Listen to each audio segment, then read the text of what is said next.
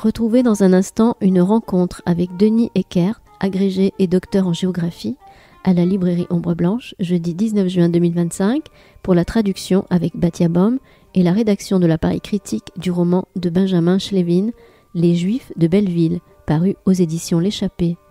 Car c'est à Belleville en effet que les Juifs de Pologne et des pays de l'Europe de l'Est se sont installés dans les années 1920-1930, avant que ce quartier de Paris accueille dans les années 60 les Juifs d'Afrique du Nord et particulièrement tunisiens.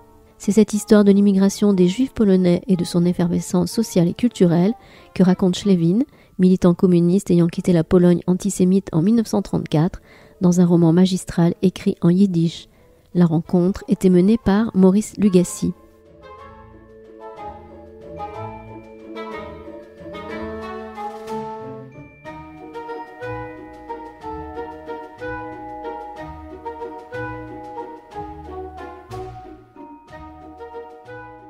Bien, bonsoir ou bonjour, bon, avec ce soleil. En tout cas, merci d'être là maintenant et merci évidemment à Ombre Blanche, à Christian, à Hélène et à toute l'équipe de nous permettre de faire connaissance de cet ouvrage, Les Juifs de Belleville, de Benjamin Schlevin, et en invitant celui qui a fait les notes techniques.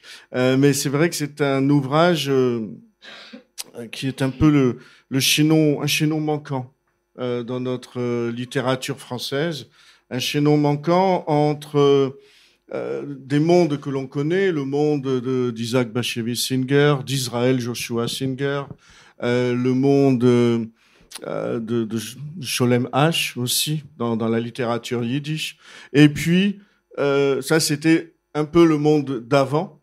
Et le monde d'après, on a toujours chez Isaac Bashevis Singer, par exemple, L'ombre sur l'Hudson, chez Sholem Asch un peu moins. Et là, je ferai référence à Malamud, où on a ces populations qui viennent d'Europe de l'Est et qui essaient de s'intégrer, de s'insérer aux États-Unis. Et ce n'est pas joyeux ce que raconte Bernard Malamud, en particulier dans ses nouvelles. Et pour la littérature française, on n'avait pas de littérature yiddish, en tout cas. Quelques auteurs, certes, Bialo ou Malaké, mais il nous manquait. Voilà. Et là, on a enfin un ouvrage qui entre totalement dans toutes les bibliothèques, dans la mesure où il évoque cette partie du chemin qui n'est pas une arrivée, qui est encore un passage, cette partie du chemin issue de la Pologne ou de pays de l'Est et qui arrive là en France au début du siècle et qui va traverser la moitié de ce siècle avec tous ces tourments. Et donc, merci pour nous permettre d'avoir accès à ce chaînon manquant. Et justement, cet ouvrage, il a une histoire qui mérite d'être racontée. Merci beaucoup d'avoir accepté d'animer cette rencontre. Donc ici, je suis un peu en pays de connaissance puisque j'ai travaillé 18 ans au Mirail. Donc j'ai beau arriver de la capitale hier, je suis quand même aussi pas mal chez moi. Donc c'est vraiment aussi une grande joie d'être ici à parler de ce livre à Ombre Blanche. Alors, en fait, pour ce livre, il a une histoire assez torturée et compliquée pour arriver finalement au début de l'année 2025 à ce gros machin, n'est-ce pas, que vous avez sous les yeux. Ce gros machin qui se lit à toute vitesse. Et qui est très léger. Alors, il y a beaucoup de pages, mais il est vendu à un prix très modéré. Et j'ai calculé le prix de la page, c'est 4,5 centimes. Donc, c'est une excellente affaire. C'est pas l'opuscule de 30 pages qu'on vous vend 18 €. Enfin, il faut... Voilà. Bon, alors le roman... Là, il nous met déjà avec les Juifs de Belleville. Hein. Voilà. Avec ceux qui sont à la pièce. Et le roman est l'œuvre d'un d'un écrivain ouvrier qui est à la fois un intellectuel et un ouvrier, Benjamin Schlevin, né Benjamin Sheinman à Brest-Litovsk, aujourd'hui en Biélorussie, et au moment de sa naissance, d'ailleurs, c'était dans l'Empire russe en 1913. Donc, Benjamin Schlevin, après un certain nombre de péripéties, s'intègre au tout début des années 30 au milieu intellectuel yiddish à Varsovie. Il va vivre une vie, à mon avis, d'expédient, comme beaucoup de jeunes écrivains de cette génération, entre 31 et 34. Puis à un moment, il décide de partir pour Paris. Alors on ne sait pas trop pourquoi, mais c'est aussi une génération très politisée qui est marquée et par l'engagement communiste et par l'antisémitisme en Pologne. Donc si vous faites le mix de l'antisémitisme montant en Pologne à cette époque-là et de la tournure extrêmement répressive et anticommuniste du régime, on a le cocktail qui permet d'expliquer plusieurs vagues de migration des années 30. Bon, et en fait, dès qu'il arrive à Paris, Schlevin a envie, le dit très tôt, d'écrire un roman sur tout ce monde immigré ashkénaze, donc issu d'Europe de l'Est, qui débarque à Paris et dont une très très grande partie se fixe dans un seul quartier qui est Belleville, qui prend une coloration yiddish très étonnante. Et ça correspond d'ailleurs à une énorme mutation de Belleville, parce que jusqu'à la guerre de 14, c'était certes un quartier ouvrier et un quartier d'immigration, mais un quartier d'immigration de provinciaux français. Donc, le quartier s'internationalise, se mondialise. Il y aura aussi des Arméniens, il y aura des Chinois dans les années 30. Enfin bon, toutes sortes de gens qui arrivent pour travailler à Paris.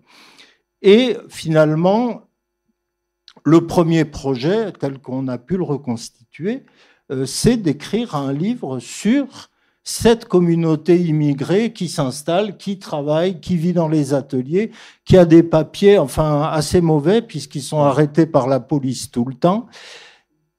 Et là, il se passe quelque chose dans la vie de l'écrivain, c'est la déclaration de la guerre, c'est l'invasion de la Pologne et le début de la Seconde Guerre mondiale.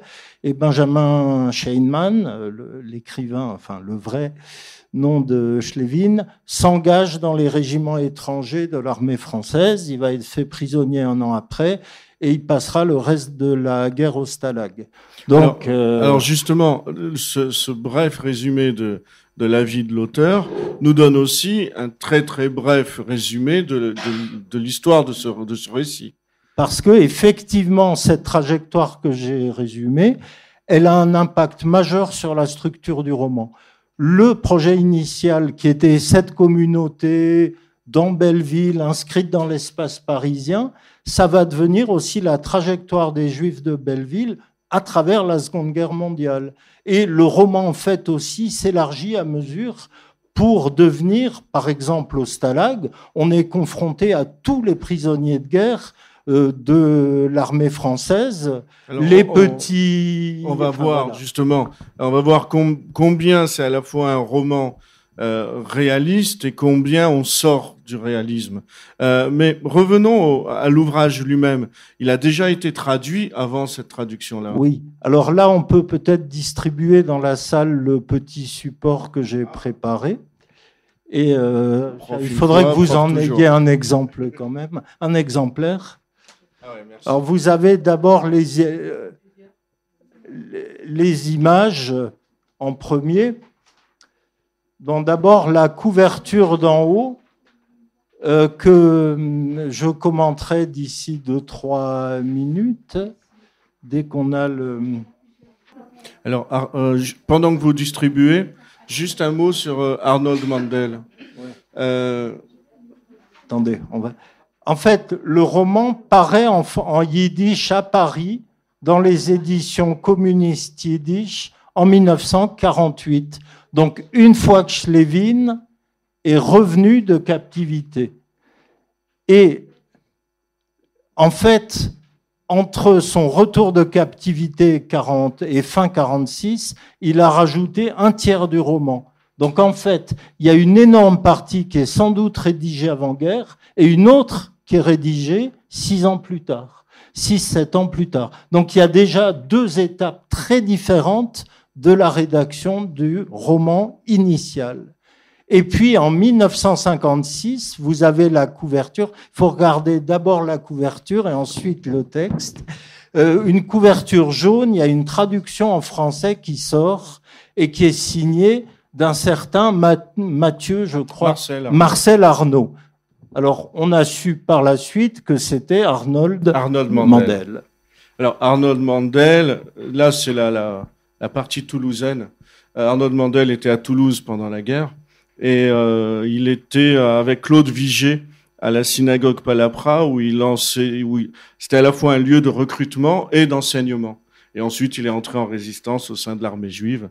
Donc, c'est vrai que et après, il a écrit pour lui-même, Arnold Mandel. Mais on est en 47 et justement, on retrouve là c'est l'esprit de 47 qu'on retrouve dans certains écrits du CDJC, c'est-à-dire, enfin, de David Knut ou Jacques Lazarus, de montrer une image du juif positive après la Shoah. Voilà. Alors donc, en 56, la traduction française paraît et l'écrivain va accepter cette traduction puisqu'il va participer à des événements, à des soirées de signature, à des choses comme ça. Mais en fait, il avait laissé dans la famille un message, son extrême mécontentement de la très mauvaise qualité de la traduction. Mais ce message était resté à usage interne. Alors pourquoi il a fait ça? Pourquoi il n'a jamais protesté? D'une part, c'est quelqu'un qui a beaucoup écrit, c'est sa seule œuvre traduite en français. Donc peut-être qu'il y avait une sorte de contentement. D'autre part, c'est un écrivain immigré qui maîtrisait pas le français comme il maîtrisait le yiddish.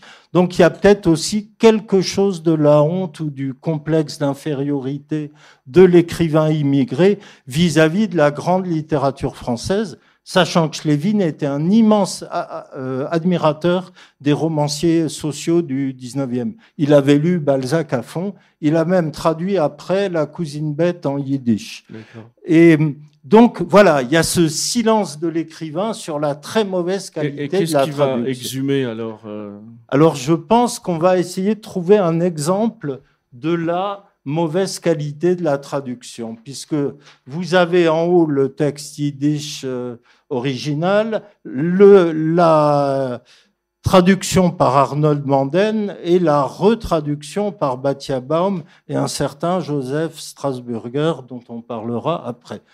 Parce que je pense que Joseph Strasburger m'a volé mon deuxième prénom et ma ville de naissance. C'est quand même bizarre. Donc je me demande qui est ce monsieur.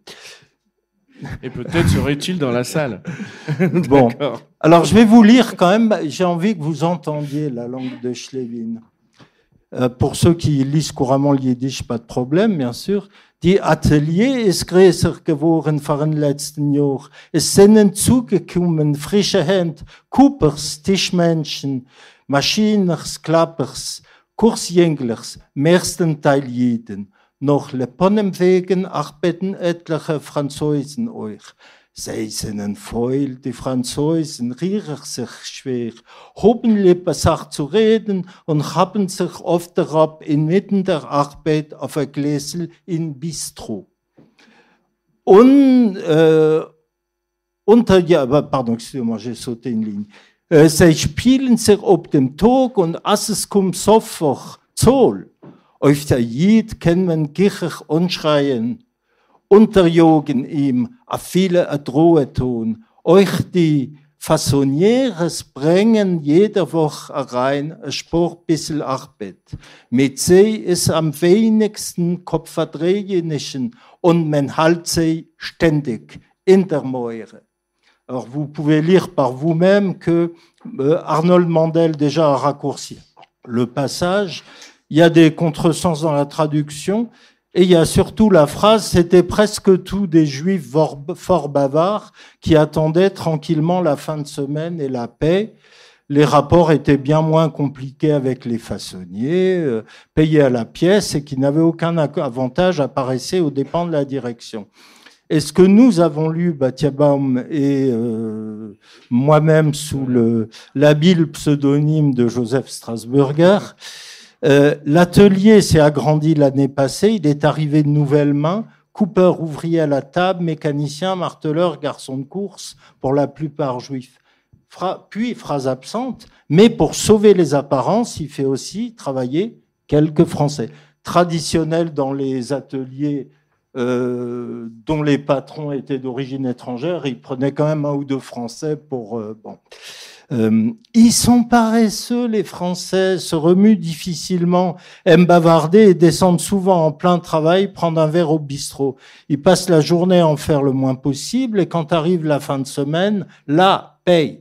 Un juif, on peut plus facilement l'engueuler, le presser, le menacer même. Les façonniers, eux aussi, apportent chaque semaine un bon paquet de travail. Avec eux, moins de tracas, on les tient par la peur.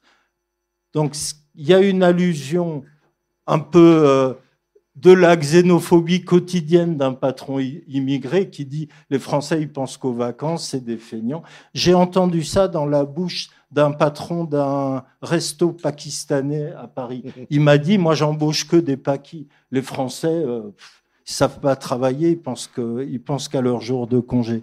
Donc ça, c'est vraiment un topos. Et c'est renversé en remarque antisémite, ce qui est quand même extraordinaire.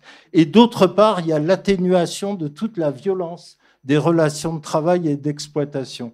Donc il y a tout ça dans le roman de 56.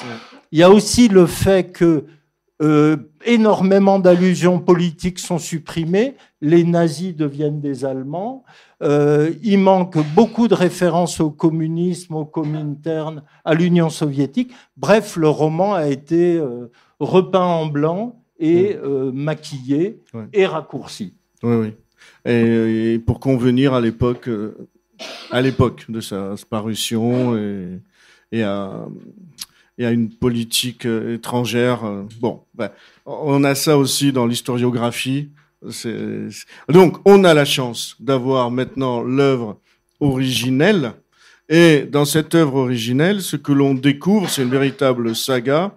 Et alors, vous avez dit qu'il adorait la littérature du 19e. Est-ce que on a ce dont il s'inspire?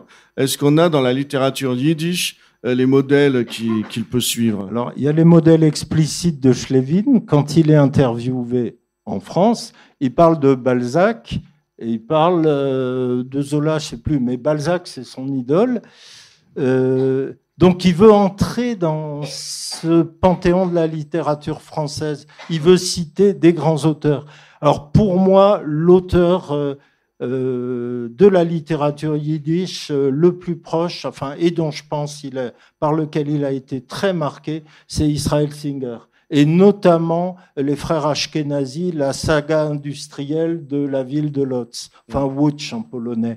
Parce qu'il y a énormément de similitudes entre ce Belleville qui frémit d'une activité économique, de croissance, d'exploitation, et le monde ouvrier et patronal décrit par Singer dans Les Frères Ashkenazi. Ouais. Pour moi, c'est le grand modèle. Et Israël Joshua Singer, à la différence de son frère, il a une vision beaucoup plus lucide de toute cette société, toutes les rivalités, et c'est ce que l'on a ici, les rivalités, y compris au sein des Juifs eux-mêmes, ceux qui réussissent, ceux qui exploitent les autres, ceux qui vont voler la femme de l'autre, on a tout cela. Ou voler l'entreprise. Et voler l'entreprise après, on a tout cela, ouais. Donc c'est vraiment c'est un roman social qui est écrit par un communiste, mais c'est pas si sensible que ça. Non. On sent surtout l'écrivain social engagé.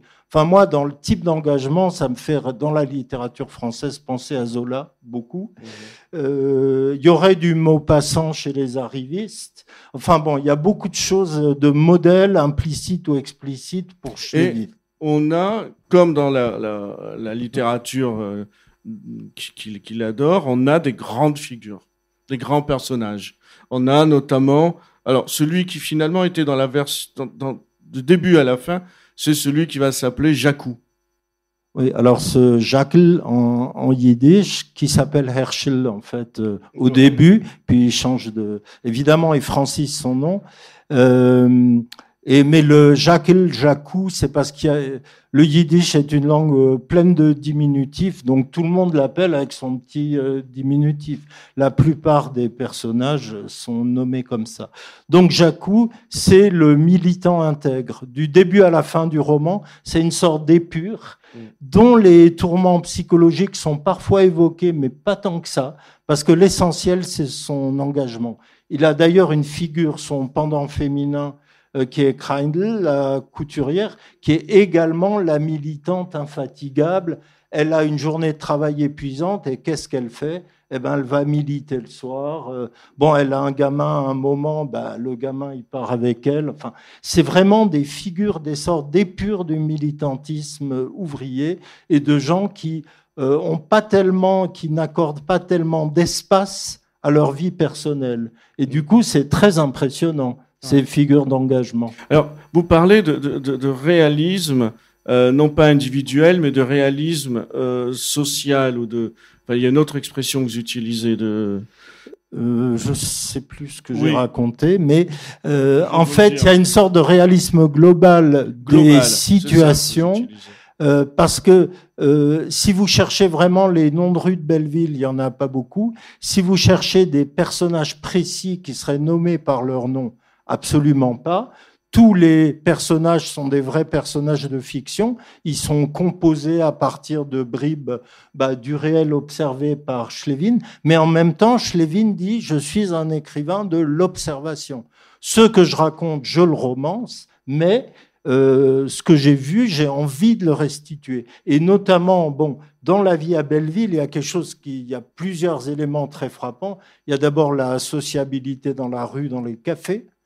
Il y a aussi les scènes d'atelier. Il y a un travail sur le réalisme du travail dans les ateliers. Là, c'est de la maroquinerie, et très impressionnant. La manière dont les ouvriers sont harcelés, les ouvriers à domicile, ce qu'on appelle les façonniers, quand ils reviennent livrer leurs marchandises, on leur dit « ça je le prends, ça je le prends pas, ça je le prends ».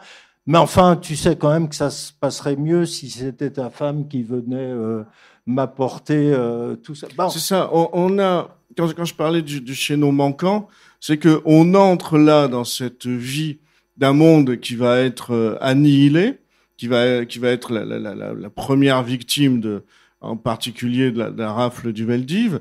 Et ce monde-là, jamais il n'a été aussi bien décrit. On connaît Londres grâce à Israël Zangwill, grâce à Albert Londres, le juif errant est arrivé. Mais sur Paris, on n'avait rien. Alors, il y a un roman qui a été traduit récemment sous le titre « Attendez-moi, Métro République » de Hanan Ayalti. Le titre yiddish, c'est Père et Fils, mais c'était un peu trop générique. Donc, dans la traduction française, on a un peu musclé. Alors, c'est un roman assez original parce qu'il se passe entre 39 et 42 à Paris. Cela dit, moi, j'aime pas. Je suis très content qu'il existe en traduction française. Je le trouve beaucoup moins fort que. Non, et en plus, il n'y a pas cette dimension. Une collectivité au travail. Et ce qui est étonnant, c'est que les gens réussissent économiquement ou qu'ils soient dans la misère, c'est un monde de gens qui se battent pour exister, pour travailler, parfois pour gagner beaucoup d'argent, parfois juste pour ramener un peu de quoi se nourrir à la maison. C'est vraiment un monde de combattants du quotidien. C'est à la fois un monde de combattants et c'est un monde où l'individualisme n'a pas de place. Même Benny, qui va réussir particulièrement bien, a toujours à l'arrière de sa tête là le regard de Jakou, le regard du militant pur. Oui, parce qu'en fait, les deux figures antagonistes masculines, Benny et Jakou, ils se connaissent d'avant. Et Benny a renoncé à toute forme d'idéalisme et de militantisme pour réussir. Mais en fait, quelque part, il y a une sorte de regret qui explique la suite et la fin du récit, tandis que Jakou, il n'a pas tellement de variations. C'est un personnage psychologiquement linéaire. Mais aussi... mais ça veut dire que tous ces gens sont liés entre eux. Il est difficile de sortir du groupe. Oui, et puis de toute façon, je pense que le titre est excellent. c'est pas un portrait de Belleville. N'essayez pas de retrouver Non. tout Belleville. Il manque pratiquement tous les Français, enfin, dans le vocabulaire de l'époque. Il manque les Arméniens, il manque les Polonais non juifs, il manque plein de monde, mais c'était pas le but. Le but, c'est de faire un portrait de groupe et finalement, ce qui intéresse le romancier, c'est aussi les relations entre tous ces gens, le fait que même engagés politiquement ou pas, ben on travaille dans le même monde, on vit dans le même monde et on interagit. Mais ça, c'est un modèle qui va être complètement changé par l'irruption de la guerre dans le roman. Ouais. On en parlera de la guerre, mais on va pas trop dire de choses parce que c'est vraiment un roman à découvrir. C'est un roman à tourner les pages. Mais vous dites que Jacou, finalement, il vit sa vie. Mais finalement, c'est celui qui a les discours les plus philosophiques sur la première génération sacrifiée, sur les Juifs et les autres quand il est dans le Stalag. Oui. Donc, c'est vraiment un personnage extraordinaire, ce Jacou. Alors, c'est quelqu'un qui parle très peu. Il a une étiquette vestimentaire, il a le col relevé. Les revers de sa veste sont tout le temps relevés. Alors, c'est un peu comme ça qu'Israël Singer procède. Il a aussi des étiquettes sur ses personnages qui répètent tout le temps. Mais Jacou, de temps en temps, se lâche 3 ou 4 fois dans le roman, et ça correspond à des formes de déclarations urbi et orbi. Ouais. Et en fait, ces déclarations et tous les grands passages de monologues intérieurs des personnages, ils ont été supprimés en 1956. Donc tout ce qui fait le ressort psychique de l'engagement militant disparaît totalement dans les années 50, et c'était pour nous une motivation énorme pour retraduire. Mais de toute façon, Benjamin Schlevin ne nous donne pas de leçons. Il nous montre une société en mouvement, et une société qui essaie de survivre comme elle peut selon les circonstances. Et en ce sens-là, c'est très, c'est très Zola, c'est très, on retrouve un peu cet aspect scientifique là.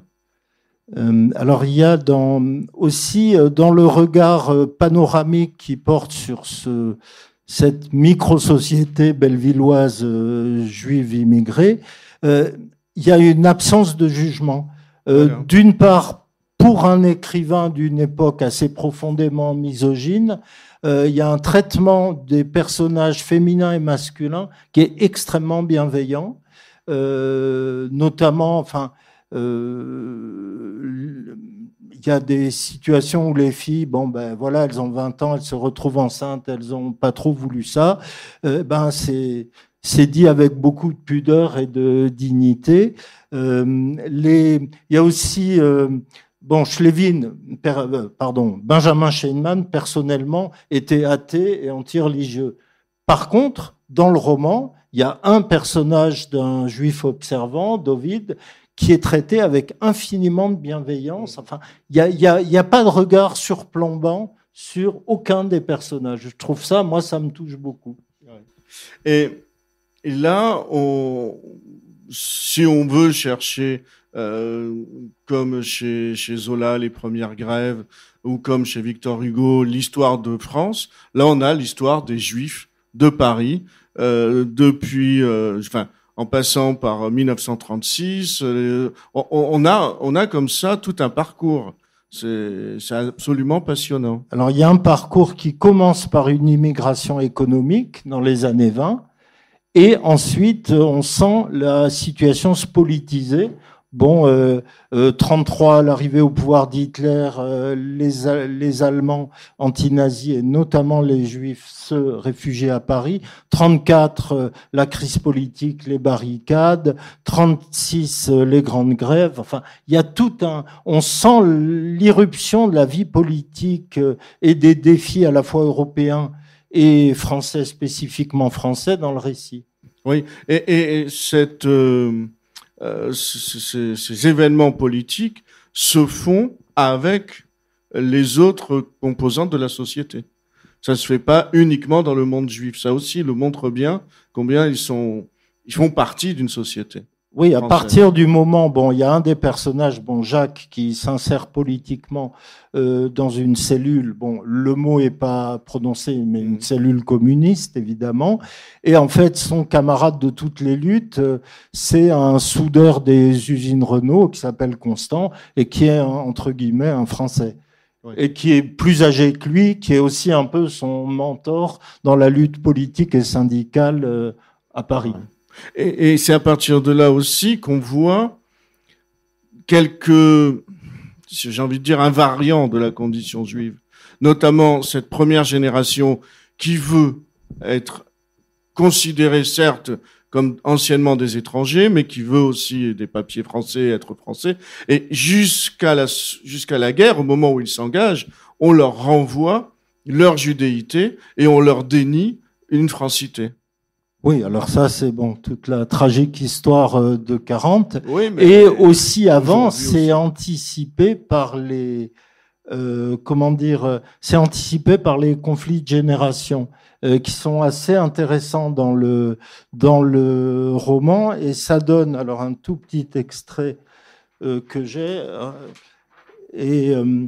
Donc, en yiddish, le père demande à son fils de l'aider, mais le fils est un petit voyou. Vous pouvez le lire en yiddish, c'est très beau. Alors, attendez, ça c'est l'original, je ne l'ai pas retapé. Nehemiele, sagt was wird sein dein Tacheles? Hat sich der verworfener Jid behangen mit Päck und Valises, gebeten bei ihm in der Früh. Komm, Gott, mit auf der Marché. Helf mir zutragen a Päckel. Ich will fallen wie Pferd in Spann, will ich fallen. Je m'en fous, Tate. Ich pfeife auf deine Geschäften. Je m'en fous, Papa. Tate, c'est du polonais. Je crache sur tes affaires. C'est le fils de Béni. Non, c'est le fils de Dovidl, le marchand. Et c'est lui qui va devenir le fils ingrat, indigne et indifférent, va devenir, après la mort de son père, soutien de famille et héros de la résistance, poseur de bombes contre les Allemands, saboteur. Enfin, une figure typique de la FTP Moi. Oui, c'est ça. Voilà. Oui, parce qu'on a tout ça. On a tout ça. On a effectivement jusqu'à la résistance, jusqu'à la rafle. Alors, comment il a complété son texte quand il a fini en 46? Il écrit lui-même. Je vais achever d'écrire.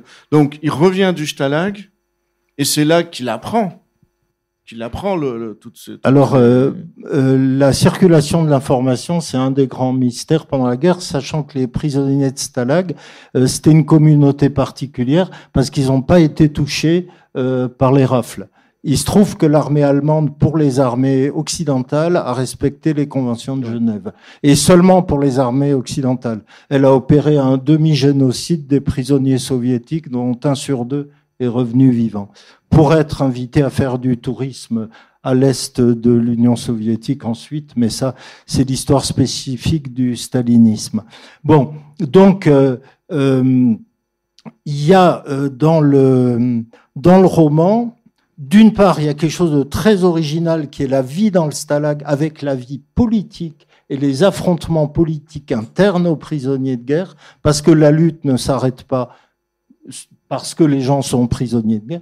Et ensuite, la circulation de l'information, on voit déjà dans le roman que les prisonniers de guerre juifs essayent de correspondre avec leur famille et n'ont pas de nouvelles. Donc ils savent qu'il se passe quelque chose de grave. Ils savent pas exactement quoi.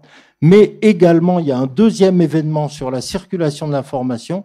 Il y a les prisonniers de guerre français de Ravarovska, qui a été le plus terrible stalag des prisonniers de guerre français, qui, eux, sont évacués parce que l'armée soviétique avance et qui arrivent avec des récits. Or, il se trouve que les prisonniers de guerre de Ravarovska ont été des témoins oculaires de la Shoah.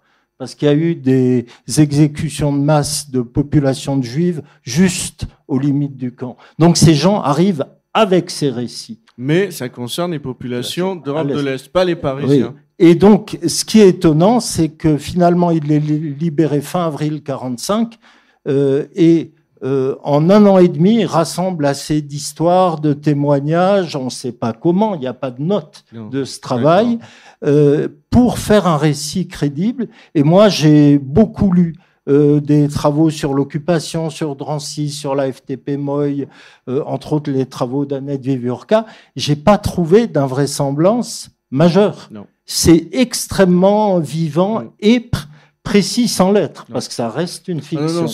Moi qui ne lis que des livres d'histoire, j'ai trouvé là l'illustration de tout ce qui est écrit. Par exemple, je faisais la remarque à Alexandre Doulut qui vient de sortir l'ouvrage magistral sur les déportations depuis la France, et le côté aléatoire. Les populations ne savent pas à quoi s'en tenir. Est-ce qu'ils vont arrêter les plus de 70 ans? Est-ce qu'ils vont ne pas les arrêter comme avant? Et on a ça.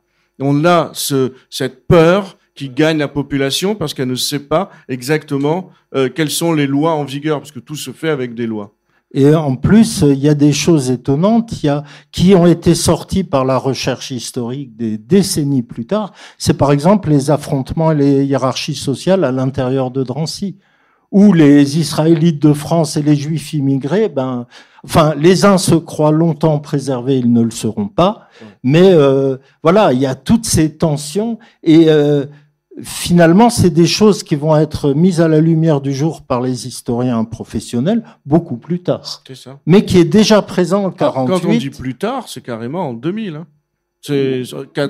Annette Viviurca commence 80. Avec 90. Michel Laffitte, son livre à l'intérieur du camp de Drancy. C'est 2000. Oui, absolument. Donc c'est vraiment beaucoup plus tard. Non, il a une perception juste de ce qui s'est produit et une perception réaliste. C'est-à-dire qu'il n'est pas dans le romantisme, il n'est pas dans l'exagération, ni dans l'euphémisme.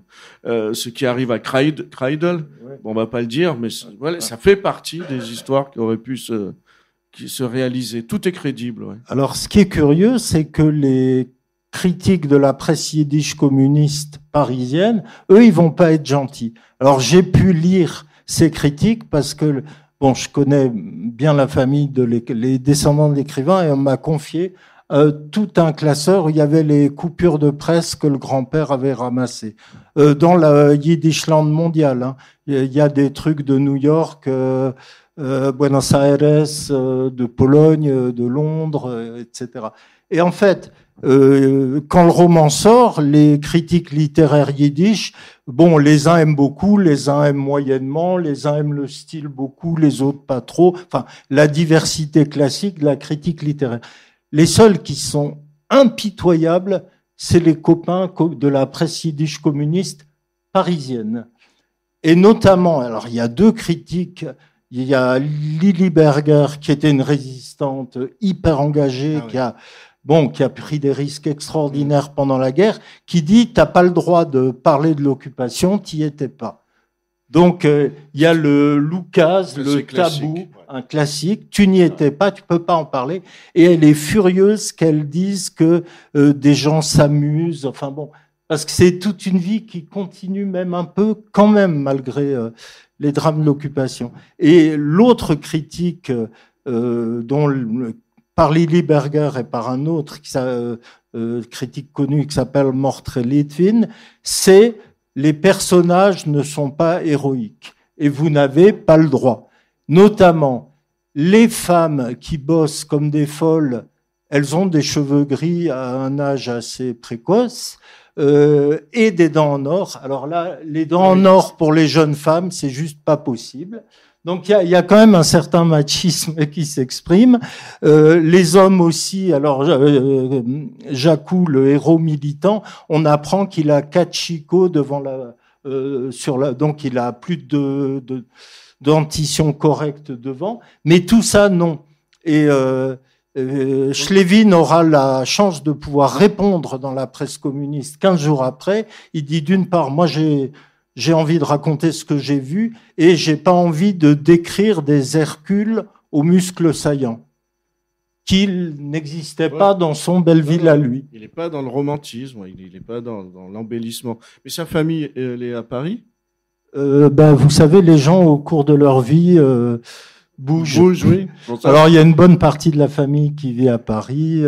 Les archives de la famille sont à Saint-Jean-de-Mayenne, parce que c'est la petite fille qui dispose de la plus grande surface, au prix le plus modéré, qui a pris les archives familiales. Parce que quelle est la postérité de cet auteur, finalement? Alors, on a vu que la traduction, elle est mauvaise, mais elle lui a permis une certaine notoriété. Alors, il est entré, grâce à cette traduction de 1956, dans le dictionnaire mondial des littératures, après sa mort. Mais bon, donc une petite notoriété, mais Schlevin, il a écrit 17 autres ouvrages qui n'ont pas été traduits en français. Il paraît qu'il existe une traduction non publiée, mais qu'on est en train de chercher d'un autre de ses romans. Donc il y a beaucoup de choses. Et les ouvrages, on a les manuscrits en yiddish? Oui. Donc il reste encore des choses à découvrir. Même pas les manuscrits, parce que c'était publié, souvent à compte d'auteur. Donc moi j'ai toute une rangée de bouquins de Benjamin Schlevin. Pour vos 10 prochaines années? Ça on verra. Mais alors ça revient aussi à comment et pourquoi ça a été retraduit. Alors vous voyez qu'une personne ce soir, mais on était deux. Voilà. Il se trouve que c'est moi qui ai expertisé le roman et qui ai dit aux héritiers, aux petits-enfants, écoutez, il faut le retraduire parce que ce que vous avez sous le nez, la brochure jaune, c'est pas ce qu'a écrit Schlevin. Ils m'ont dit, OK, mais on fait comment? Alors j'ai dit, écoutez, mon niveau en yiddish est correct, mais pas assez pour traduire. Donc j'en ai parlé beaucoup à Batia Baum, qui est une très illustre traductrice, qui a traduit le théâtre, la poésie, les témoins de la Shoah, enfin les romans les plus énormes du 19e, 2 romans de Mendele Moichersforim, et ces traductions sont des monuments, les plus grandes pièces de Pérez, de Chanansky, etc. Elle n'a pas de publication, je sais plus, si peut-être des petites choses. Et je lui ai dit, écoute, finalement, peut-être, est-ce que tu serais d'accord pour qu'on le traduise ensemble? Et alors, à ma grande surprise, cette traductrice extrêmement célèbre a dit oui. Alors, elle était déjà très malade, elle est morte pendant qu'on traduisait, mais elle y tenait énormément et elle a travaillé jusqu'à quasiment la dernière semaine de sa vie à cette traduction.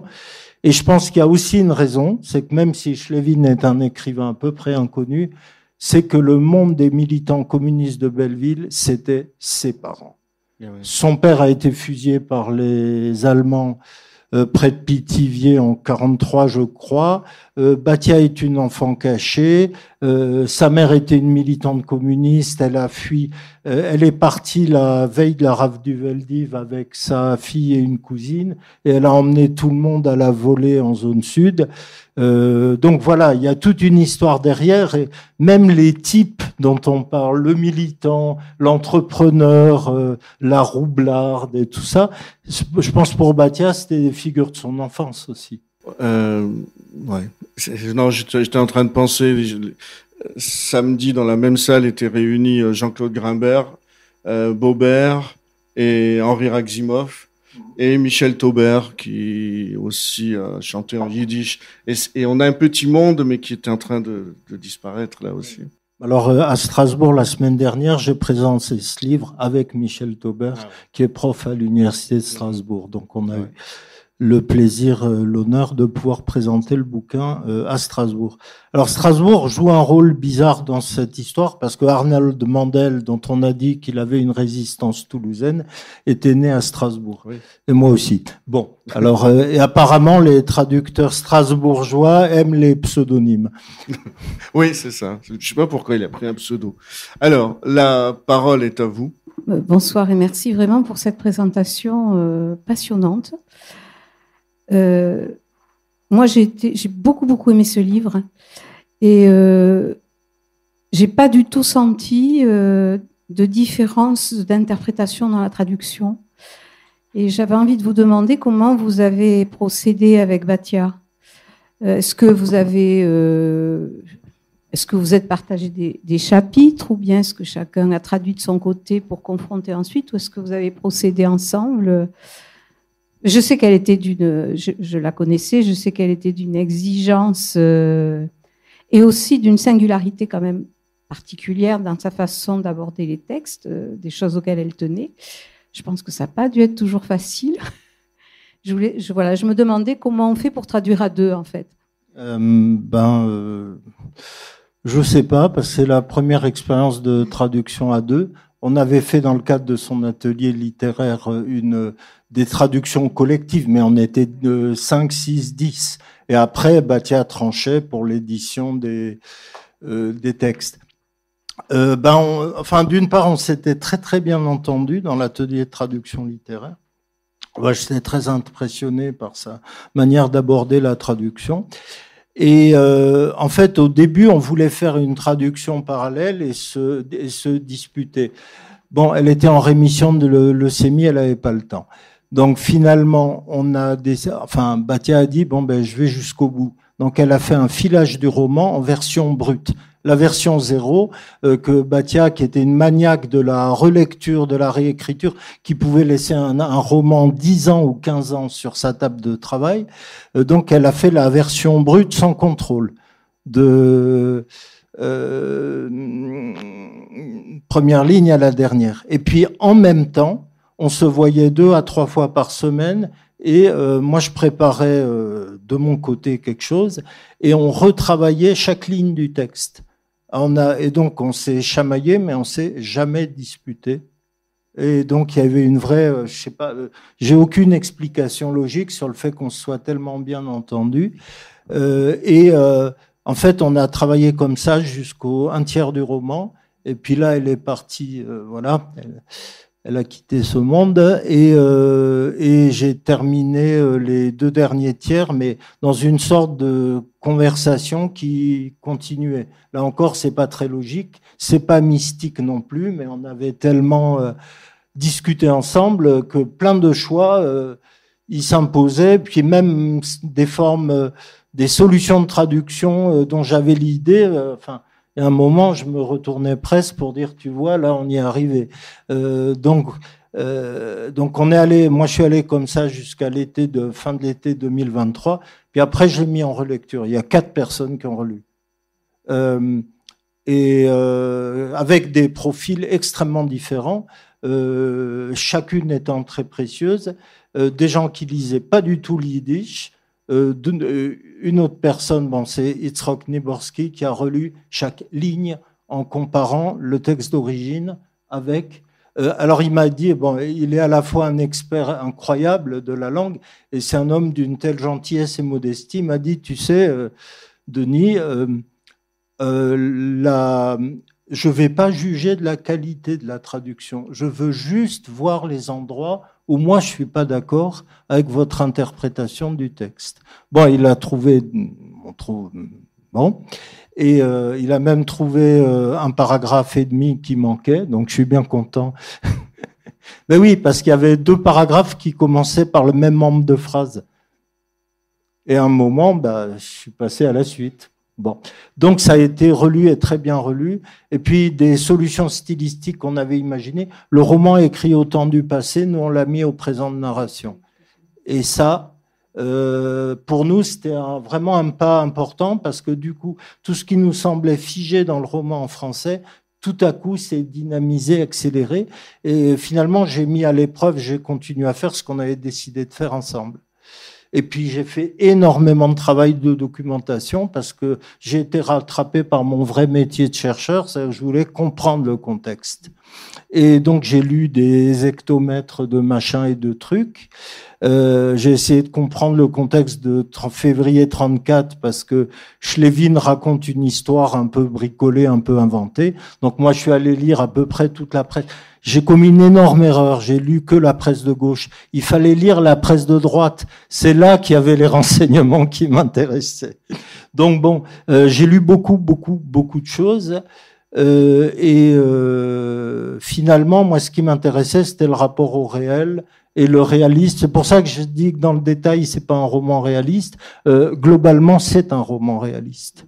Et puis, j'en discutais avec des amis présents dans la salle dont la famille était dans ces milieux de la confection, de la petite industrie légère, et qui disaient qu'ils y retrouvaient leurs petits dans les scènes. Moi, je trouve ça incroyable, les scènes d'atelier. Merci. Bon, Denis, merci infiniment. S'il y a d'autres... Bon, ben merci beaucoup. Et on peut continuer à...